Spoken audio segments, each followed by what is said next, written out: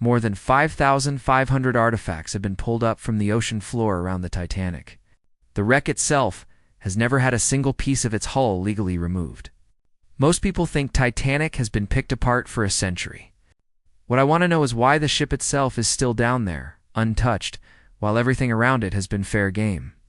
The answer involves a legal fight that took decades. And one detail about the wreck's condition that surprised even the man who found it. I checked this one twice, because it didn't line up with what I expected. The Titanic left Southampton on April 10, 1912. On its first voyage, bound for New York, it was the largest ship in the world at the time. Built by the White Star Line to be the most luxurious ocean liner ever put to sea. On the night of April 14th, it struck an iceberg in the North Atlantic. The collision tore open several compartments below the waterline. The ship was designed to stay afloat with 4 compartments flooded. 6 had been breached. Just after 2:20 in the morning on April 15th, the Titanic broke apart and sank. There were not enough lifeboats for everyone aboard. More than 1,500 people died in the water or went down with the ship. It remains one of the deadliest peacetime maritime disasters in history.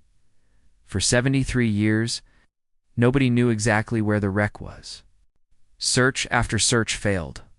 Then, in September 1985, a joint American-French expedition led by oceanographer Robert Ballard located the wreck using an unmanned submersible. It was sitting roughly 370 miles off the coast of Newfoundland, at a depth of about 12,500 feet. This is the part that got me. Ballard found the ship in 2 main pieces, the bow and the stern, separated by close to 2,000 feet of debris field. The ship had not simply sunk in one piece, it had torn itself apart on the way down.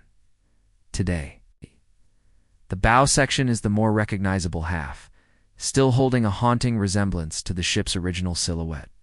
The stern is in far worse shape, twisted and collapsed from the force of the implosion as it sank. Between them lies a debris field scattered with thousands of objects. Shoes, dishware, pieces of the hull, spread across the ocean floor. The wreck is being consumed slowly by rusticles, rust-colored formations created by iron-eating bacteria that are steadily dissolving the metal. Researchers estimate the hull could collapse significantly within the coming decades. Some believe large sections may not survive much past the middle of this century. Why has nobody salvaged it, Sel?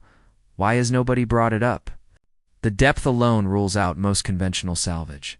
Getting to 12,500 feet requires specialized deep-sea submersibles capable of withstanding immense pressure.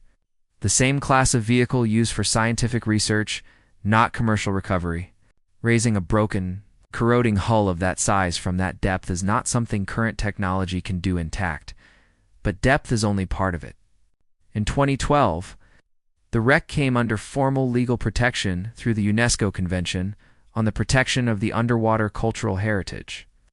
Once it passed the 100-year mark, the United States and the United Kingdom also signed an agreement specifically protecting the Titanic as a maritime memorial.